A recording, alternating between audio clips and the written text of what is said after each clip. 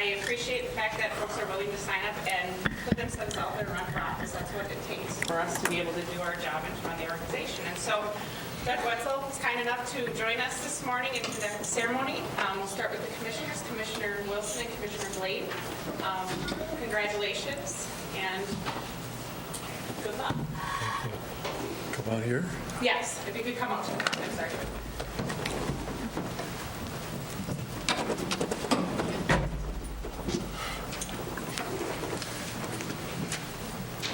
I guess we do these one at a time, gentlemen, so who wants to go first? Okay.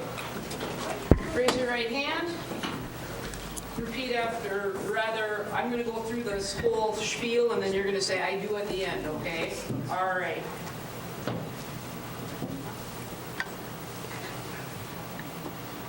All right. Do you, Mike Wilson, solemnly swear that you will support the Constitution of the United States and the Constitution of the State of Minnesota, and that you will faithfully execute and discharge the duties of the office of County Commissioner for District 4 in the County of Morrison, Minnesota, according to the law and to the best of your ability and understanding? I will. Okay, congratulations. And then, Mike, we're going to have you sign at the end.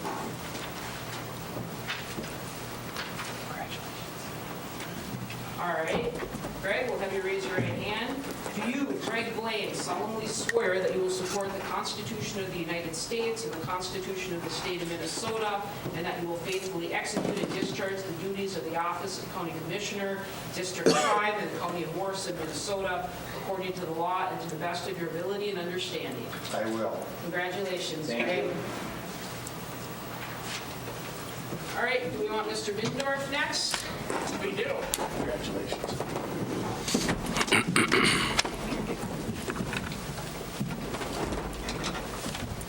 All right, raise your right hand. Do you, Brian Windorf, solemnly swear that you will support the Constitution of the United States and the Constitution of the State of Minnesota, and that you will faithfully execute and discharge the duties of the office of County Attorney in the County of Morrison, Minnesota, according to the law and to the best of your ability and understanding? I will. Congratulations, Thank Brian. you, Judge. Sheriff. Congratulations. You're welcome. Very well. Good to see you today. Realize we already know. All right, raise your right hand. Do you, Sean Larson, solemnly swear that you will support the Constitution of the United States and the Constitution of the State of Minnesota, and that you will faithfully execute and discharge the duties of the office of County Sheriff in the County of Morrison, Minnesota, according to the law and to the best of your ability and understanding? I do. Congratulations. You bet. Ms. Holberg.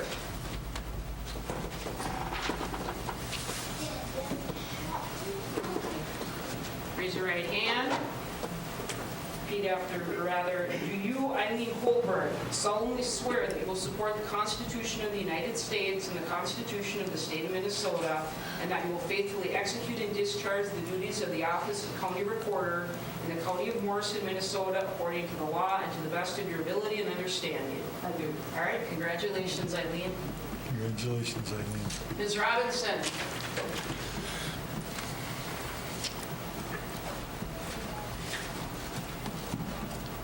Raise your right hand.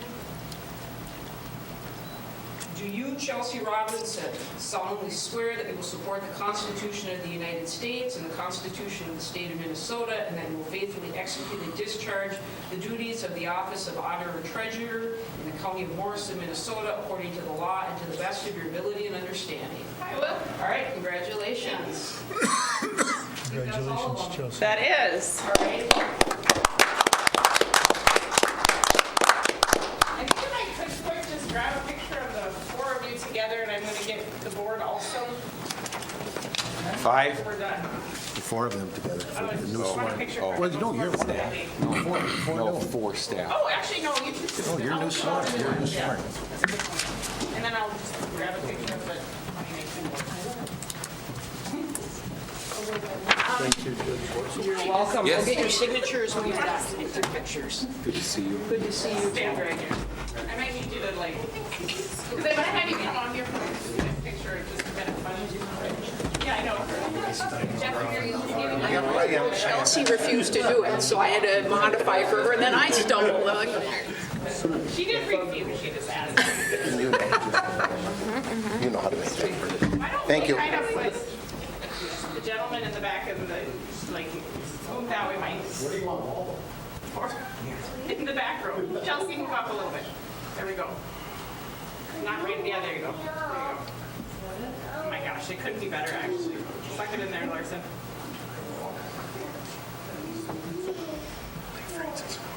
Yeah, it is. It's warm here. Okay, and then I'll just do the 2019. Which is funny because normally in the evenings it's freezing. It is. Yeah, yeah. Or come here early in the morning. Oh, Mike, you're not. Yeah. Brian, you did it. Oh, I wanted to. Chelsea, how do you take one with Mike? I'll just do the guys and then I'm going to see everyone.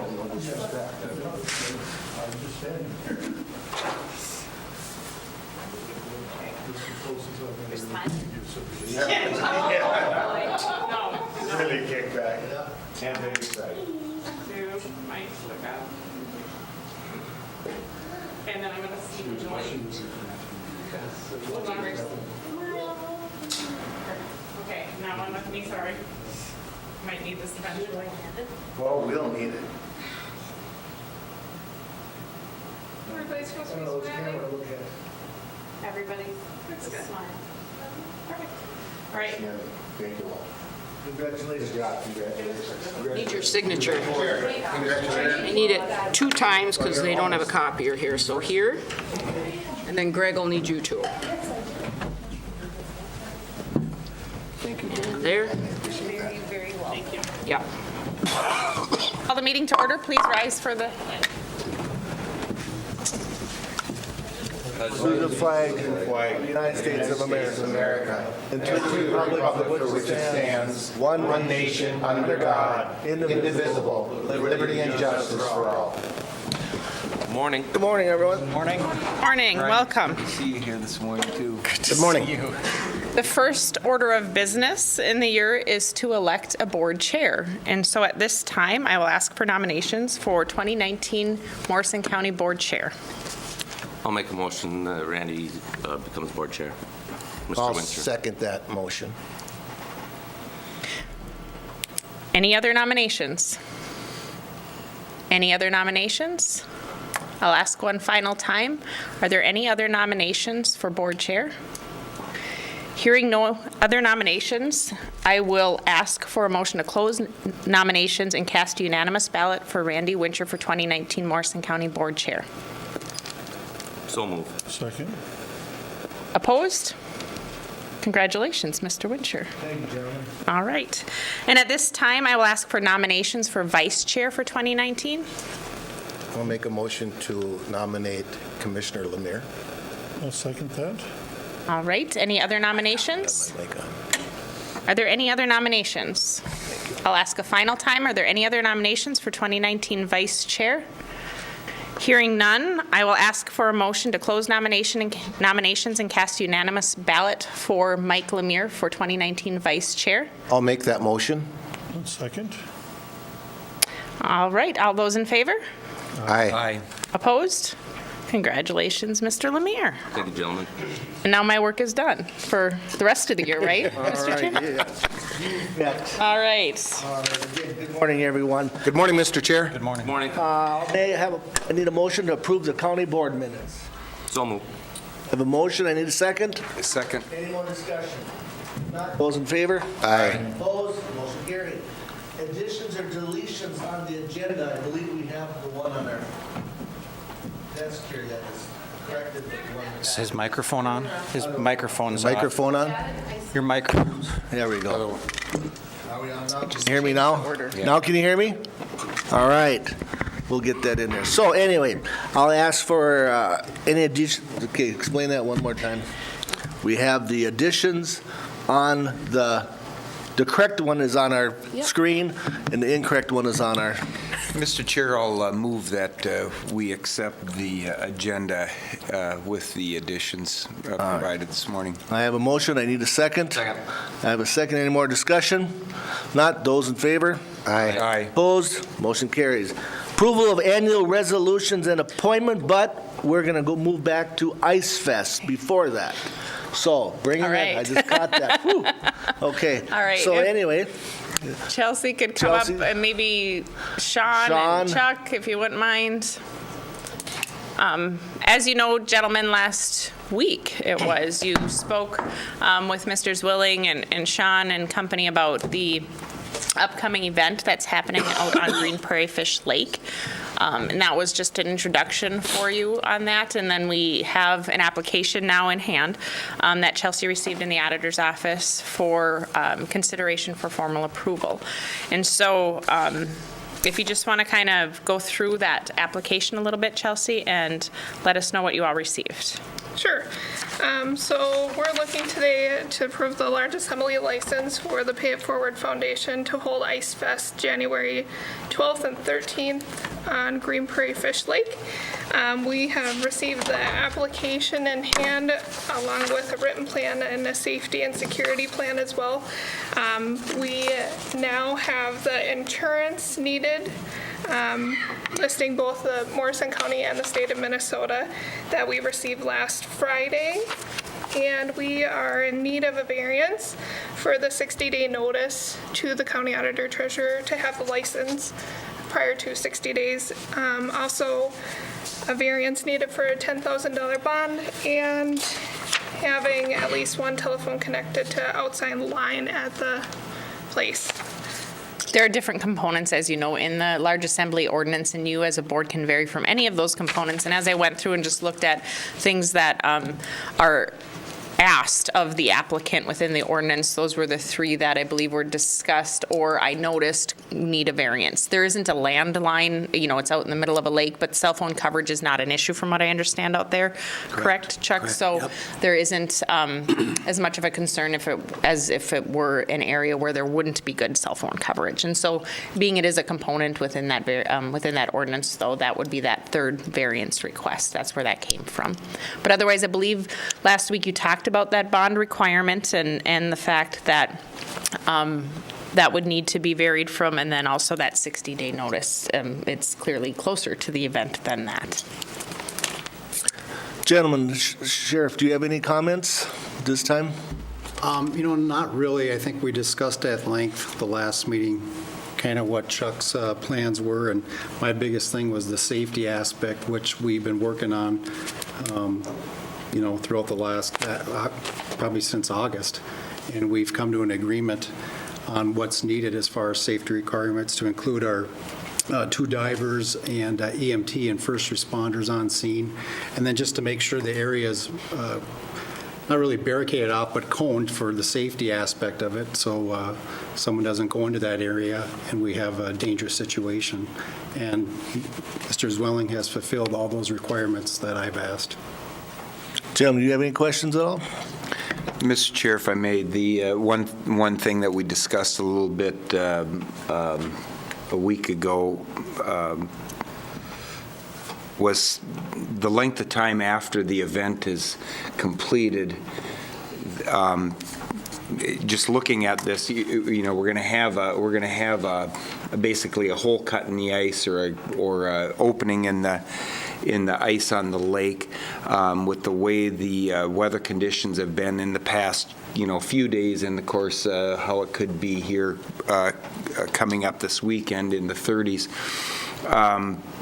Looking forward as far as a public safety issue, how long this would be coned, taped, whatever, so that someone, let's say during the night in the dark, would not go and somehow fall into that opening in the lake, or someone unknowingly have an accident there. And so can you address how that would be handled?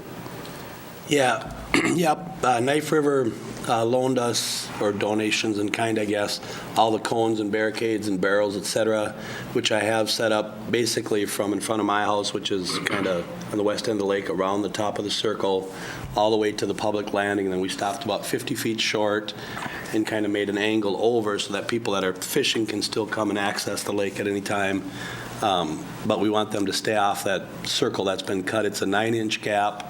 That's cut on the big circle, and the 4 smaller circles have a 6-inch gap. So yes, if it floats to one side, you'd have an 18-inch opening, which is very possible. We do intend to. We have the cones up. We've had them up for a week and a half maybe. But Wednesday, we're putting in the caution tape because we'll be recutting the refreeze on Thursday. But the caution tape will be 5 feet off the circle. Basically, I don't know that it'll be all the way around. But it will be, because the one side is pretty protected by the shore, and I suppose if somebody wanders over there, we'll go all the way around. But there's going to be barricades from where the players' playground area is over to the open water. So those will be like regular, what do they call them, Class 5 barricades, so the kids don't wander over there. And they'll stay out there until Knife River needs them back, or 2 weeks, or if it's too warm, we can leave them out there longer. But the caution tape, which will be inside the cones, that can stay out there, almost indefinitely, or that can stay out there a month. The cones, I will have to get back to Knife River at some point. They're good enough to loan them to us for, a month, and we've had them for a week or two. So, I think common sense would tell me that I need to make sure that, we've got 6, 7, 8 inches of ice before I remove any of that stuff. Any more questions, gentlemen? Mr. Chair, could you explain the Pay It Forward Foundation for the press and for myself? Yeah, Pay It Forward Foundation. So 2 years ago when we started this little idea, it was just 12 family members and myself. We cut a little 55-footer. It was kind of fun, something to do. And then last year, about 3 weeks before the event, we decided to go for a world record, and then we tied Flyer Pride Pack to it as a charity to raise money. We raised $4,300. So then kind of from there, I went to Finland, I went to Maine, blah, blah, blah, and decided to make this in kind of an annual event, or a, winter carnival, or whatever you want to call it, with the intention. So as I started digging into that, the first thing I came across from everybody that I was asking for donations and support was, are you a 501c3? I said, nope, don't even know what that is. I knew what it was, but hadn't even thought of that angle. But anyway, they told me to get funds and grants and donations, et cetera, it's much easier for them if I'm a 501c3. So then I went to Schlenner Wenner in town. He directed me to their nonprofit expert, met with her. I said, what do I need to do a 501c3? She said, you need to create an entity and then file for 501c3 status. So we filed for the entity on September 6th.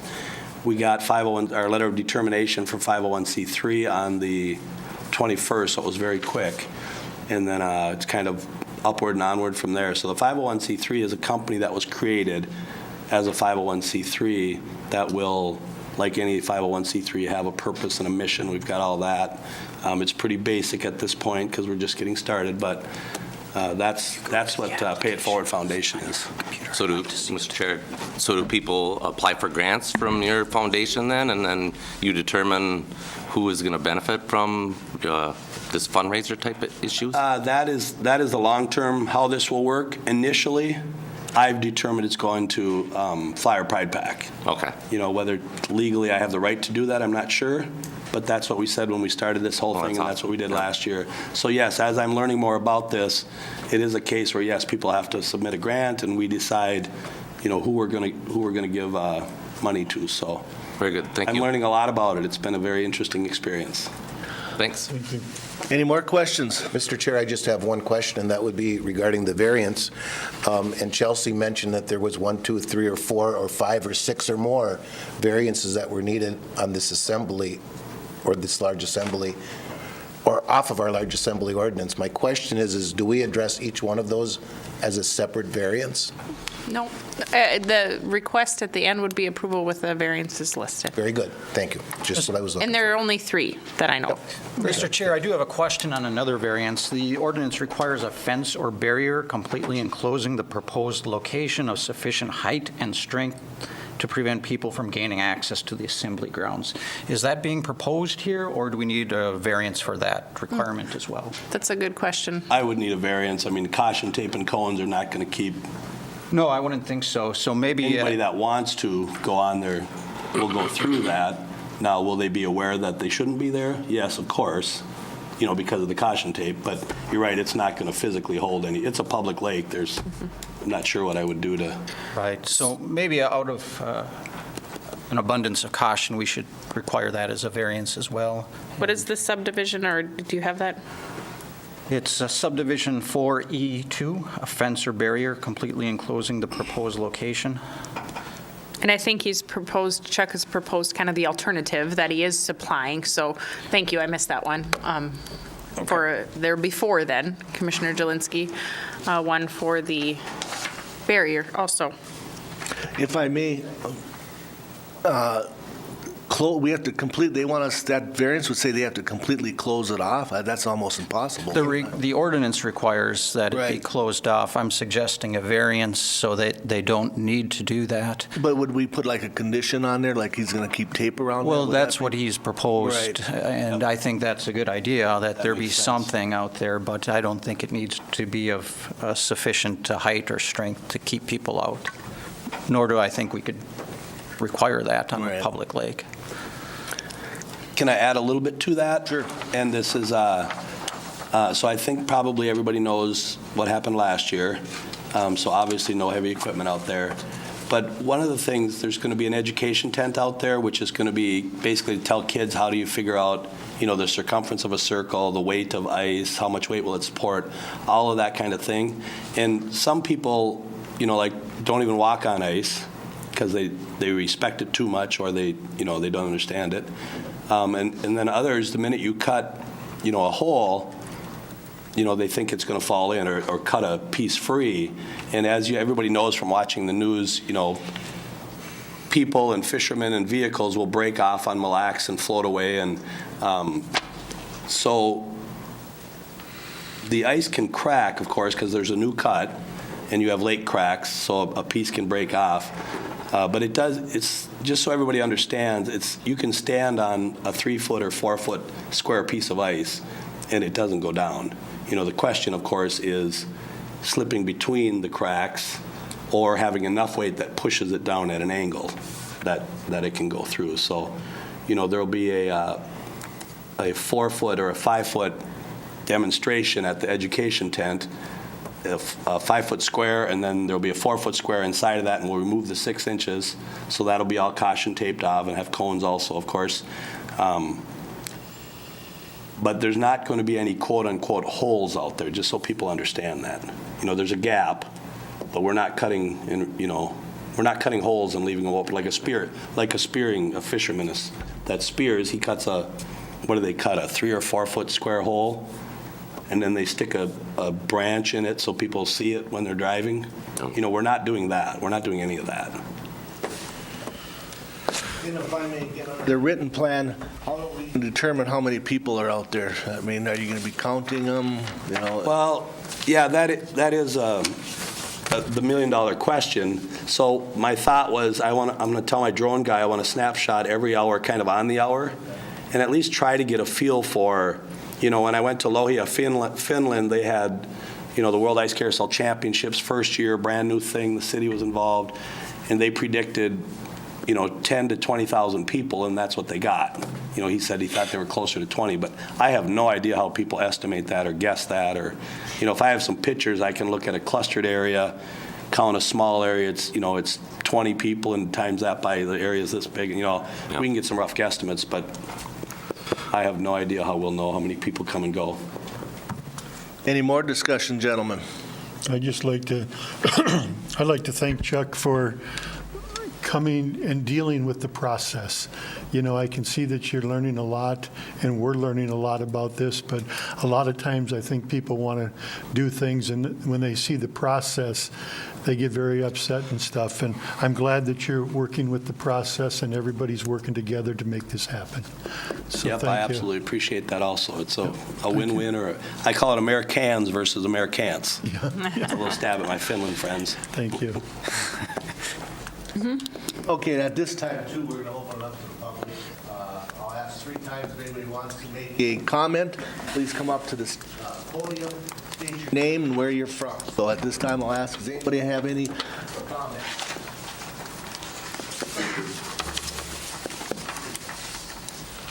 Randy Swan from Little Falls. 2 miles down from the lake down there.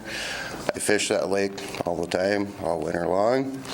And one question for the county board is how was he legally able to put cones up already around that area, pretty much restricting fishing access on that part of the lake already? Okay, we'll address that once we finish the public comment at that time. So, any other comments at all? And another question is, after he does cut that hole in the ice like that, he just said that whole part might have to be coned off for the rest of the winter. That is also restricting access to that whole entire area for the public use. And one suggestion from me is, why can it not be done on the Mississippi River by the old Larson Boats building, where it is not affecting fishermen and everybody else that wants to use the entire lake? Is just a suggestion. Any more comments, sir? Thank you. Thank you, Randy. Okay, so again, I'll ask, is there any more public comment at this time? This will be the second time, any more public comment? And the third and final time, any more public comment? I will close it for the public hearing. You heard the gentleman's questions. Would we like to address them, Mr. Sheriff, or anyone here? Sure, I guess I can start, and then I'll probably turn it over to Chuck. Number one, it is it's a public water. Anybody does have access to it. This is, in my view, a good nonprofit thing that Mr. Zwelling's doing. It's putting money back in our community and giving to people in need. The issue I looked at was, last year there was no work between the Sheriff's Office and Mr. Zwelling. We recognized the fact that a skid loader went in, so at that point it's like, well, we need to start developing plans and make this scene more safe. And we're not stating that people can't drive through the cones, although we don't recommend it. We understand it's public, but we also understand that we want to let people know that, hey, there's an event taking place, there's certain things that are taking place that might not be safe if you drive into this. That's why we're putting the cones up. If someone wanted to enter at their own risk, I guess that's up to them. And Chuck, if you want to follow up with any of that. Yeah, me personally, I'm not telling anybody they can't fish there. I'm trying to make them aware that there's, ice weakens when cut is kind of a phrase we learned last year. So, I don't know that I'm specifically telling anybody they can't fish there. In fact, there's a fish house in the circle that, isn't being moved, wasn't going to be moved. We changed our plans a little bit to accommodate that, and that fish house is going to stay on there. Last year, there was a spearing house that was on there, and then about a week before the event, he moved it, and a week later, he put it back. So the neighbor that has their fish house out there now, she asked me, she said they'd prefer not to move it, and I said, that's fine with me. There's no reason you can't fish there. Typically, there's no fishing on that end of the ice anyway. I've lived out there 7 years, and you get maybe one or two that come out there. But, anybody's welcome to fish on it. I would just be careful driving out there, obviously, and that's what the cones and the caution tape will state is, like Sheriff said, enter at your own risk. Gentlemen, any more comment? The Mississippi River. The Mississippi River, if anybody has an Achilles heel, I have one when it's ice on a river, because I will not go out on a river. Yeah, I won't be doing this. And again, that's just my personal preferences. There's more of a chance of moving water in a river, and I can see you have that many people on the river. If you'd have it out there, I'll guarantee I wouldn't go, because I just wouldn't go on the river, so. But I can see that as a big deterrent for anybody, and first big safety thing to have it on a river. Anything else, gentlemen? If not, we're going to ask for a motion. This is for the large assembly for Ice Fest on January 12th and 13th, 2019 on Green Prairie Fish Lake. I'll ask for a motion to approve that, along with the variance for the 60-day notice of the $10,000 bond and insurance that we are required by for the So And Mr. Chair, also the fencing and the phone line. There are 4 variances total. For the record, could we read those other variances off? Do we have them? That's, there, 3 of them are there, one being the 60-day notice, one being the telephone line, one being the bond, and then the other being the fencing. I'll make a motion to approve, Mr. Chair. Motion. Do I hear a second? Second? I have a motion and a second. Any more discussion? If not, those in favor, say aye. Aye. Opposed? Motion carried. Congratulations, and good luck. See you on the ice. Thank you, Chuck, for all of your work and working with us. I appreciate that very much. And the sheriff, too. He did a good Yep. job of that. Yep, and it's nice we're getting a little cold weather here to firm up the ice even a little bit more, but it looks like we'll luck out on weather for the weekend, so. Thank you. Thank you. Anything else needed?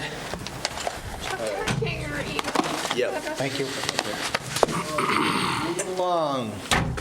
We're going to move to number 7, approval of annual resolutions and appointments.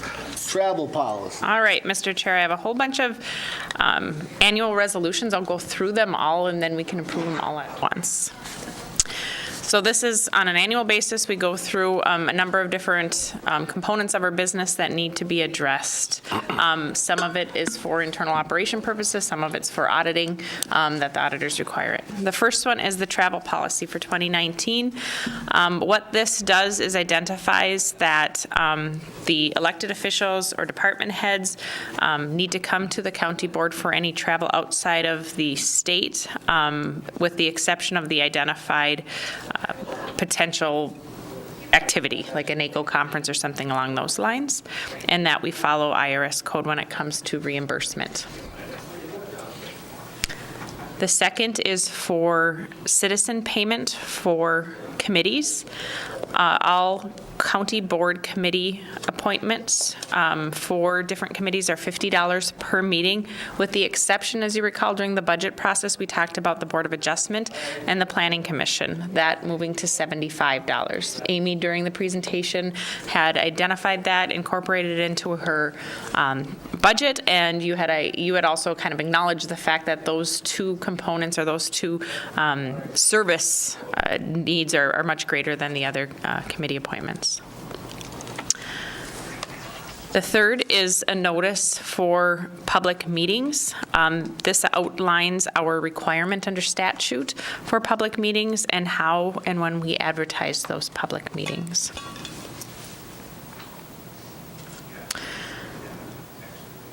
The next is for our committee appointments, for the citizen committee appointments. These are all different committees that throughout the year, sometimes terms expire and you address them, if you'll recall, appointing certain citizens to different committees. For those that are not addressed during the year and have service that either hasn't expired throughout the year, we just affirm that at the beginning of the year in terms of here's the list and where we're at with that. The main differences or changes on this list right now are identified with the changes to our auditor treasurer on some of them, with Chelsea being appointed. Some of the Planning Commission appointments are going to be coming to you through the application process. And then the Recreational Trails Committee happens to expire every year, and you re-up those. Those are there and listed and identified. The next list is the county board appointments. Tabitha worked to try to reflect where it is and what it is that you're sitting on now in terms of the committees that you are assigned to. Are there any changes in this as you've looked through them that need to be addressed? Did we have any board members would like to attend additional committees, if at all? I think that was brought up, maybe not, that you would maybe request to be on? If not, are we good with all these? If you looked at them, they're in your packet. Mm-hmm. And again, Mr. Chair, these certainly can be changed throughout the year. We're just kind of starting from scratch here, starting fresh and looking at them. I know we did add for Commissioner Wilson, and who was it? Well, that the watershed one. I'm just trying to look and find it Oh, here. that's, yeah. Nope. Rum River. No. Oh, Rum River. Oh, Yes, yeah, so Rum we River. added that. We talked about that recently, anyway. Under the listing for mine, I am not technically a member of the Community Development Board, but I am on the Rural Development Finance Authority. So I know it's listed on there, and it was in the past too, but Okay. that could probably be deleted. Be removed. Okay, from thank there. you. All right, we'll take care of that. Anything else? All The- right, Deb, go ahead. Okay, the next one is the county board mileage reimbursement. This identifies, for most purposes, what the county commissioners are able to get mileage reimbursement for, what would be excluded. However, there's always the opportunity to address anything out of the ordinary at board meetings. Your mileage reimbursement and expense reimbursement is approved at every meeting when the warrants are approved. So if that's presented and if you have something that differs from this list, you need to address that as a group and approve that. Otherwise, this gives you a guideline of what is eligible via statute. And then on an annual basis, we set the salaries for the elected row officers, for the county attorney, the auditor treasurer, the recorder, and the sheriff. For a number of years now, the process that we've used for this is similar to how we determine salary and pay other employees of the organization. While the identified positions are elected, they certainly are much more like the higher department heads that we have within the organization and provide a ongoing daily management and play a very regular role in the operation of the county. And so those salaries are listed and follow the progression, as do all other department heads within the organization when it comes to the step and grade system. And so as listed, those would be what's recommended for 2019 and budgeted for 2019. There looks like there's 8 resolutions and appointments. I would ask for a motion to approve all at one time. Mr. Chair, I'll make that motion. And I would like a second. I'll second. Any more discussion? I'd like to discuss the county board mileage reimbursement. Meeting with constituents says that it's not allowed, and I guess I would like to know why we would do that. I mean, when constituents call us to come out there to take care of things, I don't understand why that would not be reimbursed for mileage. Because you're not conducting official business of the organization unless approved by your colleagues to be able to do that. Okay. And so that's one that's a typical not identified because you can't actually conduct business as an individual. You need to conduct business as a group. And so when you look at statute, what's recommended is that this be the general rule, unless it's something that you're directed by your colleagues to participate in and to move forward. I don't know that this doesn't necessarily align with what makes you good at your job and responsive to those that you work for. Fully appreciate that. But this aligns with the ability to be able to conduct business and act on behalf of the organization. I don't know if, Brian, you can add any more to that, but that's the thought process behind this recommendation and general overview. Yeah, that's correct. We did spend some time going over these lists a few years ago and try to determine what's allowed and what's not allowed, and this is what we came up with after consulting with a variety of different people. And if I may, we did do the big discussion on this, but maybe the legal question is if the board would approve that, let's use Mr. Wilson since he brought it up, that if he would go visit a constituent and he'd put that on a mileage statement, and if the board would approve, would that count as okay then, or yes or no? Well, I think ideally, well, that'd be after the fact. Right. Ideally, he'd get permission to do that ahead of time, and it would be approved ahead of time, and then it would be submitted. So, Mr. Chair, if I may, we would be talking about an instance where widgets are being, there's a widget factory, it doesn't make any difference, or a proposal for one, and it would be in Mr. Wilson's district, if you will, and he would be making trip after trip after trip, if you will, maybe, just as an example, to then report back to this very board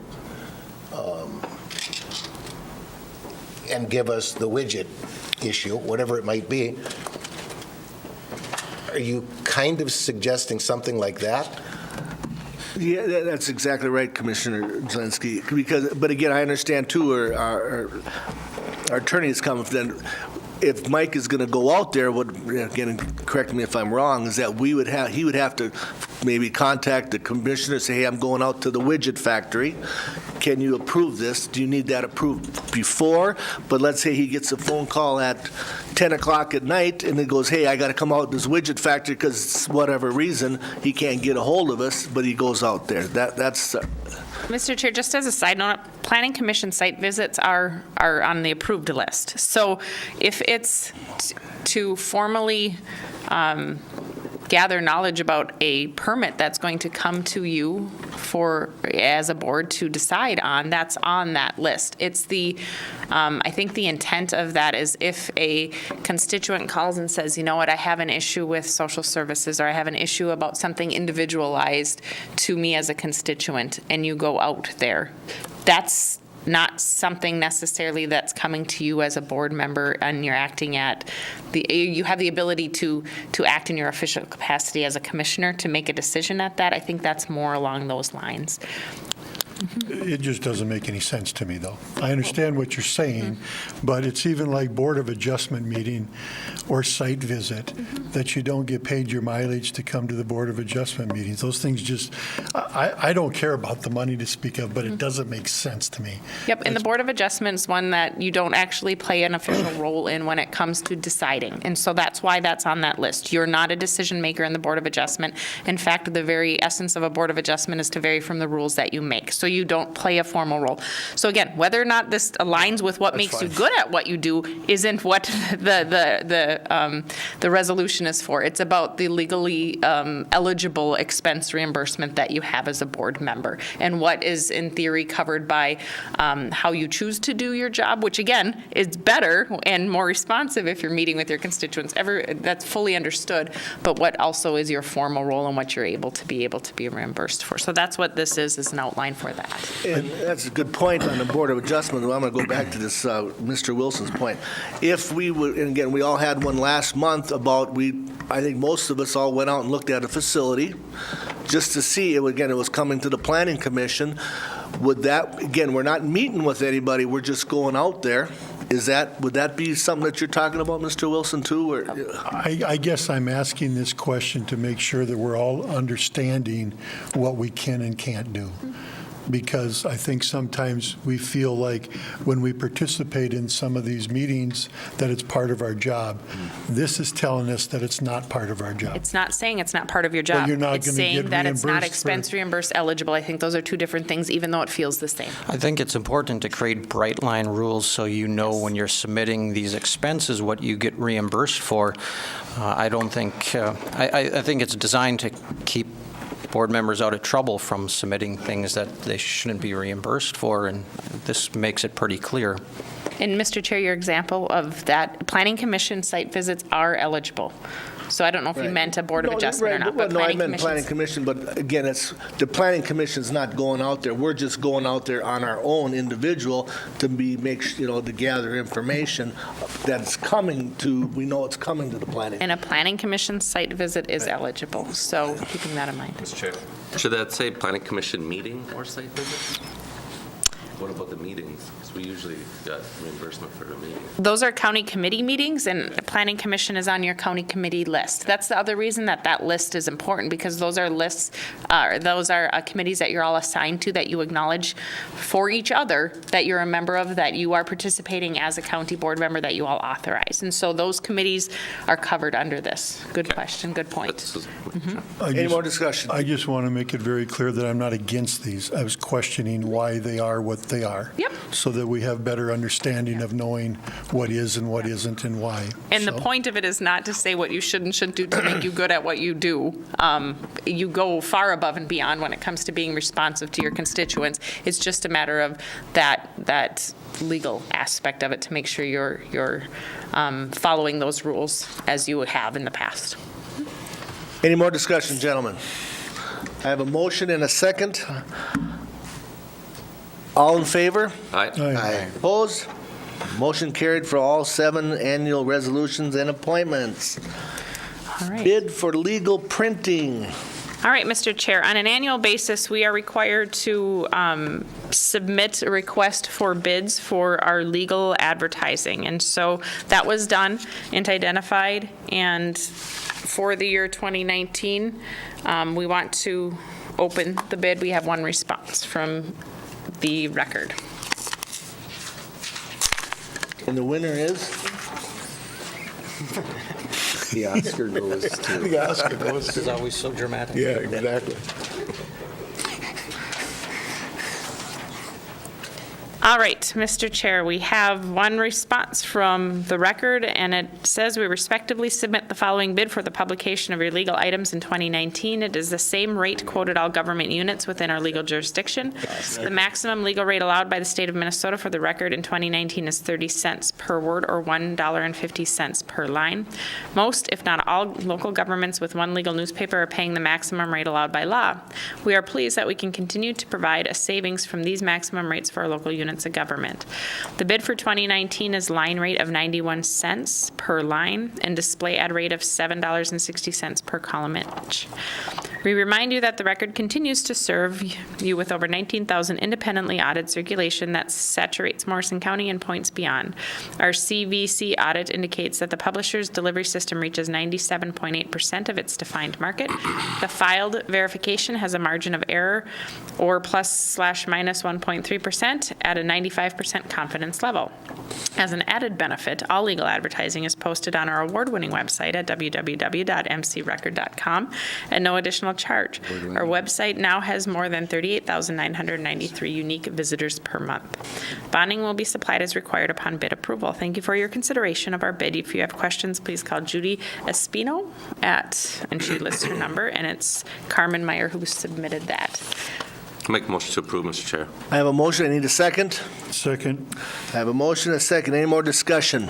Mr. Chair, was there an increase from last year? Good question. Thought they Tabitha said was no. looking at it. I didn't. Okay.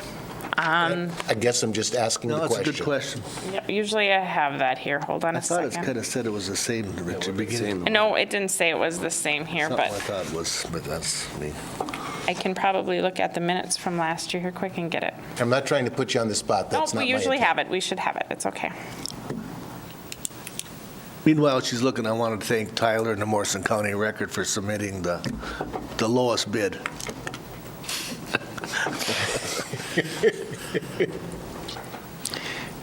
He's going to accept the award. There we go. We'll get him up here. It's for legal printing. Oh, you have the minutes, but does it say? And it perhaps doesn't matter. We have No, one. but we usually have it, so I appreciate you asking. It's cheaper than something the we should have. Yeah. And if not, we can bring it up in the next board meeting. Oh, it doesn't actually have the bid response in there, so we'll have to get it to you, and I apologize Very good. about It's that. not the end of the world. All right. Any more discussion? Not, those in favor? Aye. Opposed? Motion carried. That with it. Social services. Come on up, Brad. But I think it's. Good morning, Mr. Chair, Commissioners. Morning. Good morning, Brad. I don't have to chase you away, Brian. You're welcome to stay. All right, I have a couple of items under the social services report. The first is request permission from the county board to sign a respite grant from the state of Minnesota in the amount of $33,727.66. This is part of an $80,000 fund that we use to provide support services to kids, give them a break, whether it be from their parents or to look at some summer camps. It's something that we do every year, and the state helps support that. All right, I'd ask for a motion. So moved. Second. I have a motion and a second. Any more discussion? Not, those in favor? Aye. Opposed? Motion carried. The second item is also a grant agreement.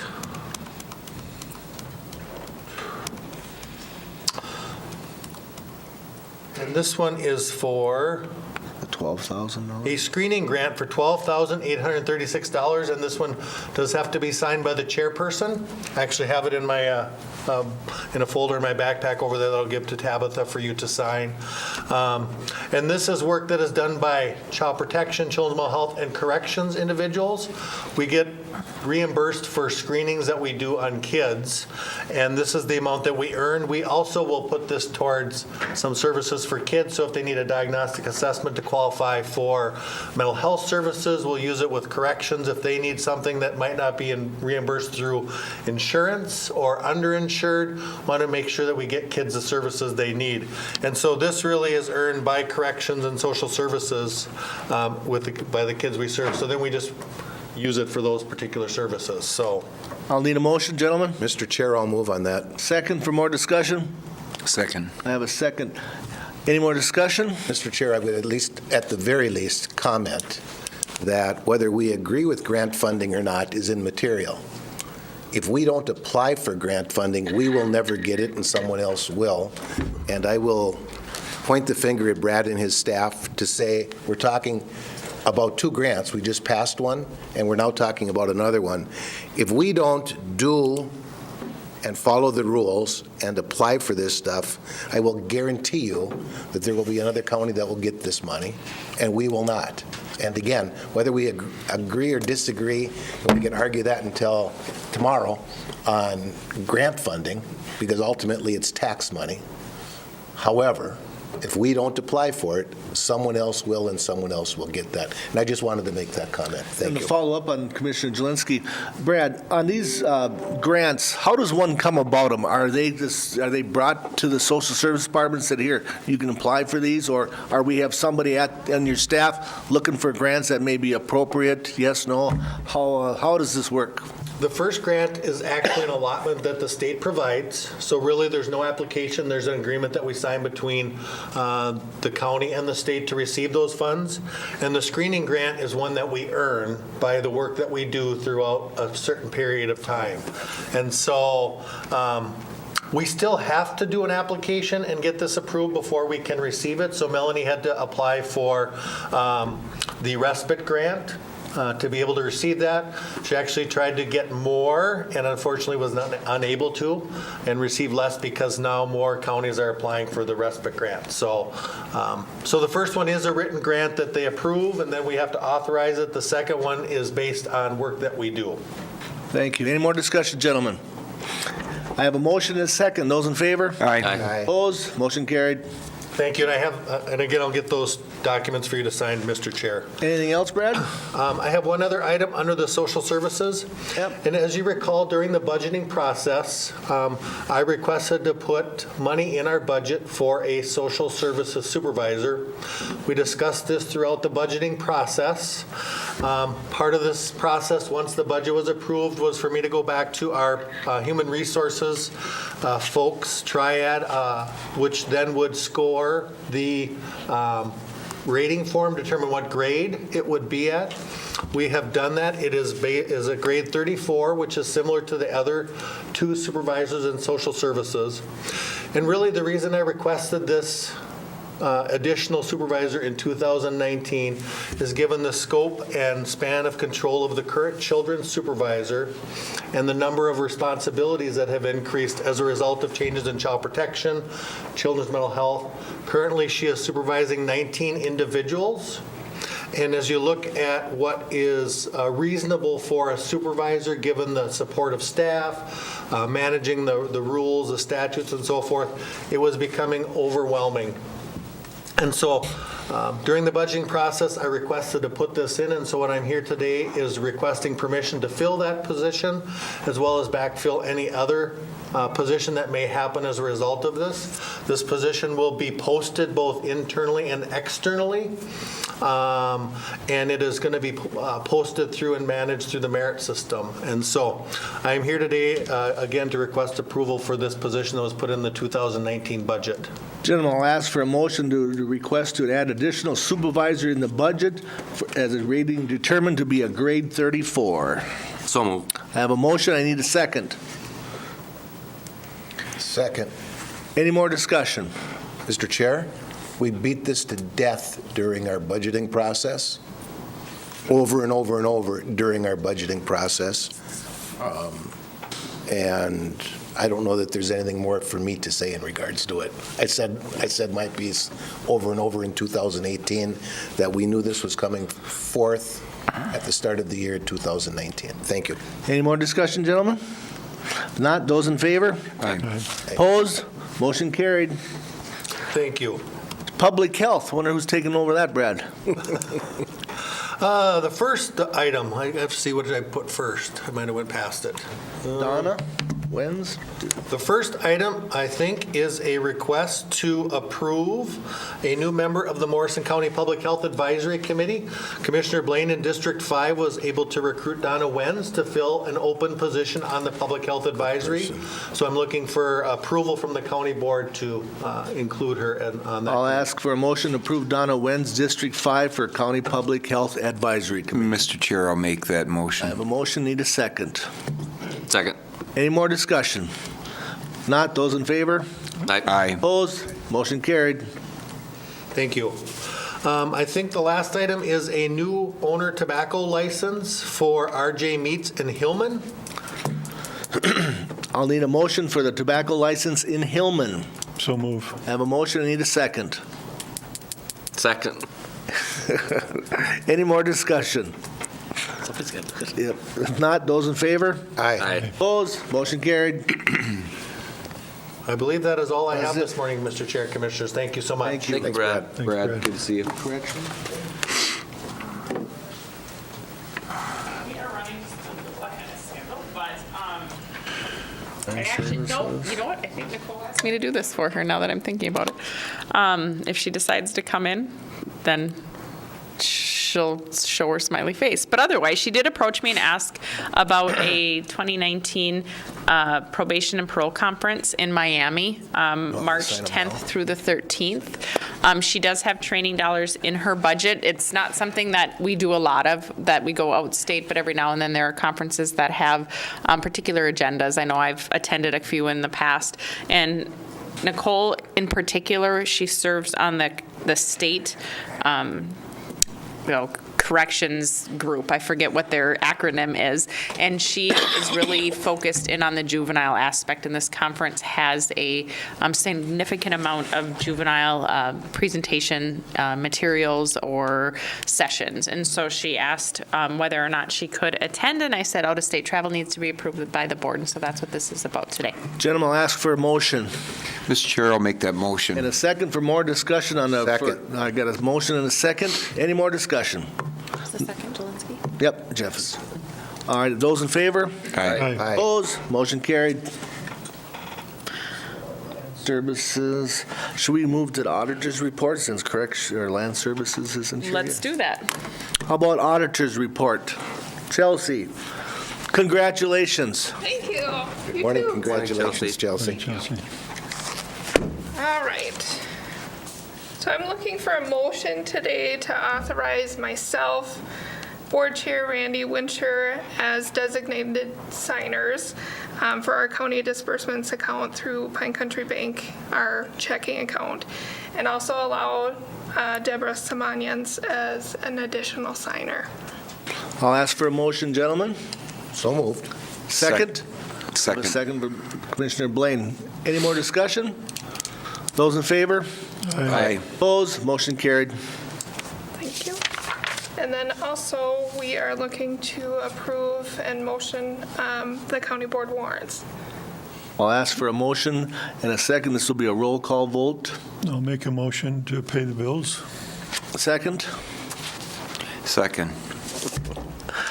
Commissioner Blaine. Roll call vote now. We have to. Aye. Commissioner Jelinski. Aye. Commissioner Lemire. Aye. Commissioner Wilson. Aye. Myself, aye. Motion carried. Mr. Chair, if I could just take a minute, I'm so excited to have Chelsea on board, and I look forward to working with her. We've met a number of times already to talk a little bit about just priorities and where to start and what to do, and I have absolutely no doubt that she will do an excellent job. She's excited, she has energy, she's ready to go, so I'm very anxious to work with her, and congratulations again, and thank you for putting yourself out there. Thank you. Thanks. Thanks, Chelsea. Thank you, Chelsea. Thanks, Chelsea. Moving right along, we see our engineer, Mr. Bukowski, out there. How about we put him in next on the agenda here for Public Works?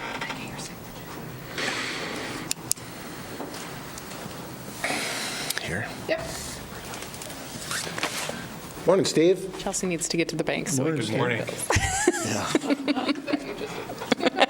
Congratulations, Commissioner Jelinski, on your promotion, and also you, Commissioner Winter. Thank you. There we go. Mr. Chairman, members of the board, I have one item for your consideration today. Back in 1983, a town road account was established which received funds from the Highway Users Trust Fund. When that was established, it required that the townships have a minimum levy established for road and bridge purposes, and then the county could determine how the share of funds that Morrison County received would be distributed. And the way Morrison County distributed that back all the way in 1983 was if you qualified by having the minimum levy, 50% went to the township based on population, 50% went based on the road mileage that they maintained at least 8 months out of the year. The legislature eliminated the minimum levy requirement a couple of years ago, and so I'm requesting this update of this resolution, which also takes away the requirement that our townships have that minimum levy in order to qualify for town road funds, but it maintains the same distribution as we've had in the past. Mr. Chair, move approval of I have this. a motion. I need a second. I got a motion and a second to revise the town road allotment distribution. Any more discussion? Mr. Chair, this might seem like a way out there question, but I'll ask you or ask Steve. I'm assuming the townships all know about this, right? It isn't changing anything for them. I mean, we didn't send any notice or anything to them. It really hasn't changing anything. This minimum levy, none of them ever fell under that, where they never qualified. All of our townships have qualified for years. And so all it is authorizing us that we don't have to check that, and we don't have to go through that process. It just distributed based on the same formula as before. Very good. Thank you very much. Any more discussion, gentlemen? Not? Those in favor? Aye. Opposed? Motion carried. Thanks, Steve. Thank you, Mr. Chairman. Okay, so we're going to be moving right along. Mr. Chair, we just need to fully disclose, Brad asked for a half an hour, and there was not any discussion, so we are running way ahead of schedule. Well, maybe I scared him a little bit there. But we can move How ahead. about should we do administration? Yeah, and I don't have any action reports, just letting you know where we're at. We're wrapping up with the 2019 payroll year start, so all of that's being entered, and we'll be getting our first checks for 2019. So you, as I remind all staff, make sure you're looking at your pay stub to make sure that the changes that you had for benefits are properly identified and put into the system.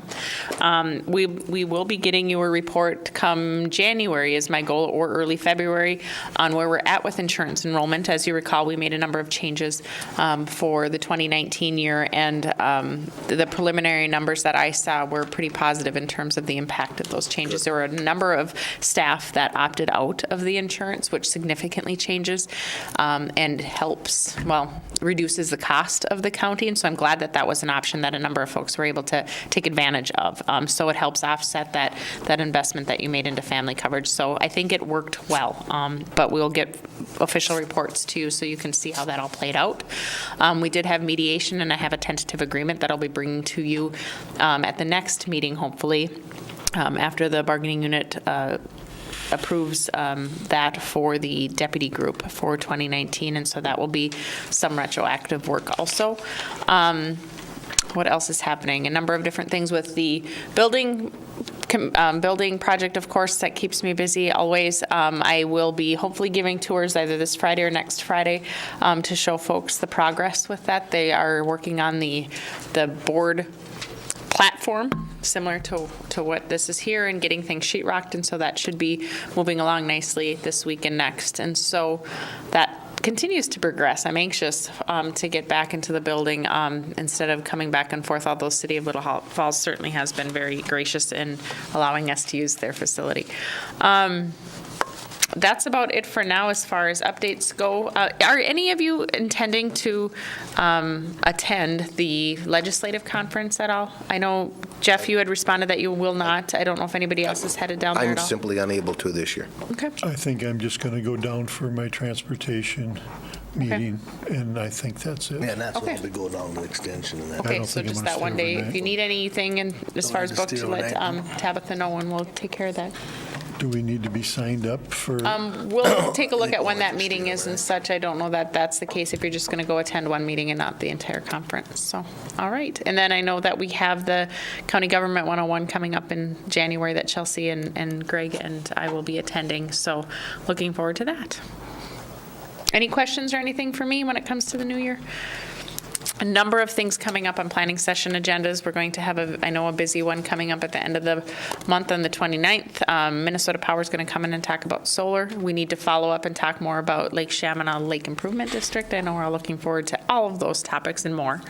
And there's much more happening, but we'll get it to you as we move forward. So, Mr. Chair, one thing I'll mention to Deb and Jeff, maybe were gone when we talked about this, or I shared this with Steve Bukowski at our planning meeting last week. I received correspondence and continue to receive correspondence from Isaac Schultz, who is the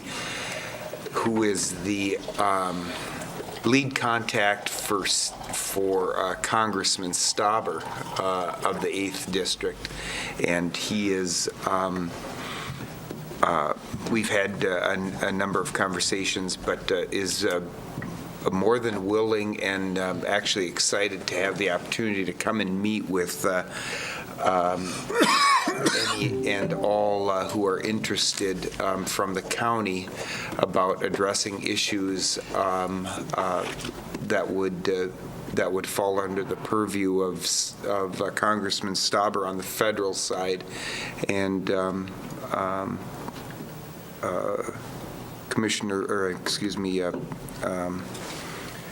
our engineer, Mr. Bukowski, is already, and I have already had conversations about the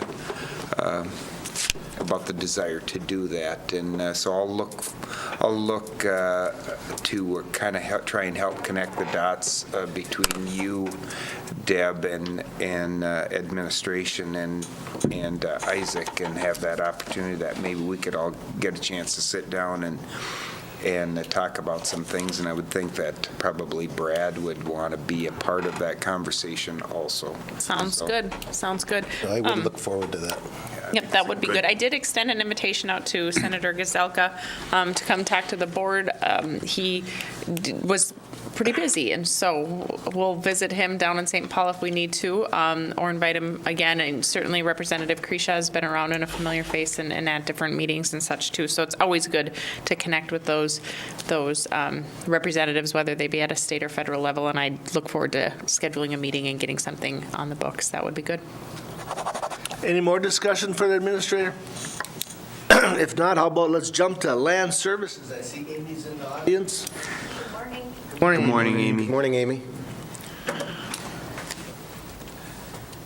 Not sure which one you've got first, so I'm digging for it here, sorry. That's okay.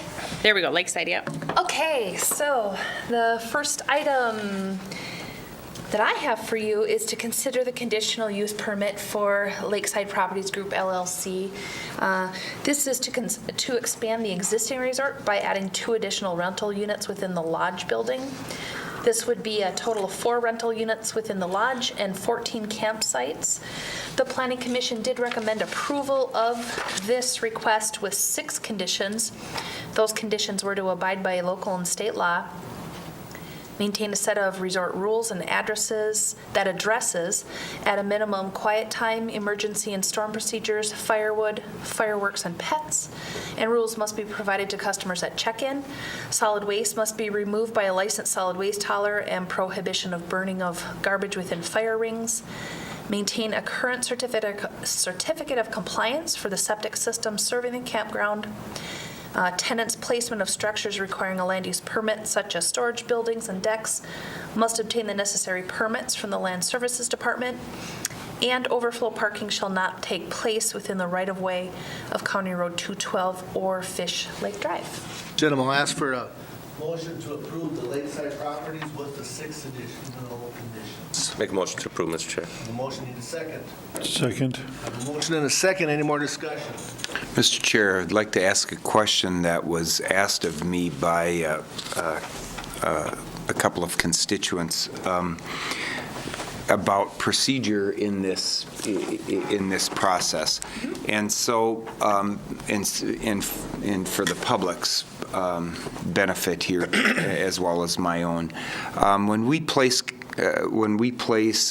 these conditions on an applicant looking for a variance or a permit through the planning and zoning, the question was asked to me then, is there a process in place and a time procedure whereas the county, i.e. Land Services, then goes back to check that these applicants are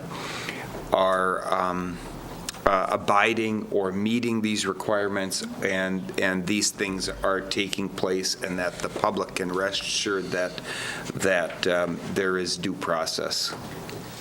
Great question. Yes, we do have a process. On conditions like this where there is no, some conditions have a date, or things need to be completed by a particular date. These conditions don't. So what we do, we work with our GIS specialist, and what we do is we map each one of those, and then they are put in. So as conditional use permits are granted, those are added then into our map, and then we set a time frame to revisit that application. And so for this one, we generally will do that when we know they've been operating, so probably a year from now.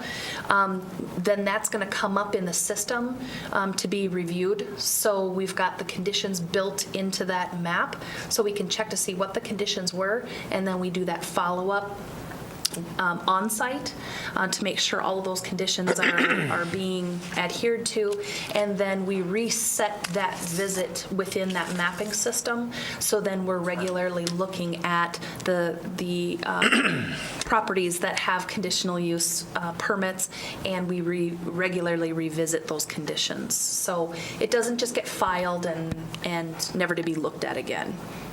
Thank you. Any more discussion? If not, those in favor? Aye. Opposed? Motion carries. Thank you. And then my second item, this was for an interim use permit from Lisa and Marnie Gall.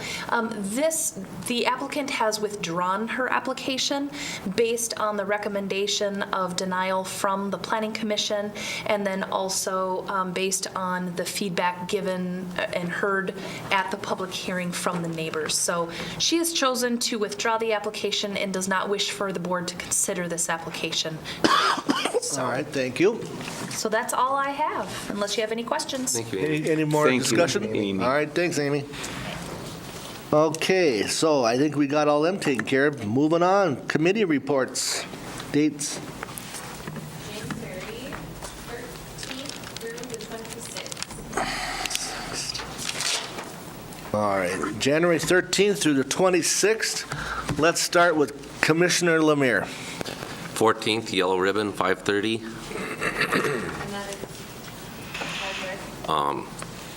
Kevin Fever. 15th, planning session, 10:30. 8:30. 8:30. Yeah, I would have been late. 22nd, board meeting, 9 o'clock, and extension meeting at 2:30. And that's all I got on my calendar. Missing something. 13:26. What's the extension meeting? What extension meeting? Me and Commissioner Blaine are meeting with the extension. Oh, okay, all right. or Commissioner Blaine and I. To just put for that record. All right. Commissioner Wilson. I don't have anything to add because I'm gone next week. All right, thank you. So the 22nd is already taken care of. Commissioner Blaine. This 13th through the 26th. The only thing I can add to that calendar is I will be with the County Administrator Gruber and our new auditor in St. Paul for County Government 101 for 23rd, 24th, 25th. So looking forward to that. We'll have a little discussion about all that schedule and all that too, but yeah. All right, thank you. Commissioner Jelinski. Mr. Chair, for the next 6 weeks or so, I've got a family medical issue that I have to deal with, which is going to kind of screw my afternoons, if you will, mornings and whatnot. I'm anticipating we should still list those just in case, my meetings and whatnot. And not that I'm not meeting any of them, but there's several that I'm going to have to miss. It's just life. On the 15th, 3:30 in the afternoon, Stand Up For You. That's going to be at the Little Falls Community High School. On the 16th, and Ms. Gruber, I would hope that you would take care of this one for me, and I can't make this one. There's a CAPS meeting in the jury room. I think you attend that. On the 17th, there's an Armor Owners and Operators meeting in Alexandria at 10 o'clock in the morning. 7:30 that evening, Egg Society meets. I believe it's at the Legion. And I'm guessing, did somebody say the 22nd for County Board? Yep. On the 24th at 12:30, we've got a state emergency SECB meeting, Armor meeting in Arden Hills. And that's all I have. Okay. On the 15th, I have Great River Regional Library at 5 o'clock. St. Cloud on the 17th, TCC at 5 o'clock here in Little Falls. And on the 24th, I have Soil and Water at 9 o'clock here in Little Falls, and that'll take care of my committee. Gentlemen, anything else? Otherwise, I'll ask for a motion to adjourn. Move to adjourn, Mr. Chair. I have a motion, second. Second. I have a motion, a second. Any more discussion? If not, those in favor? Aye. Opposed? Meeting adjourned, 10:08. That's how it's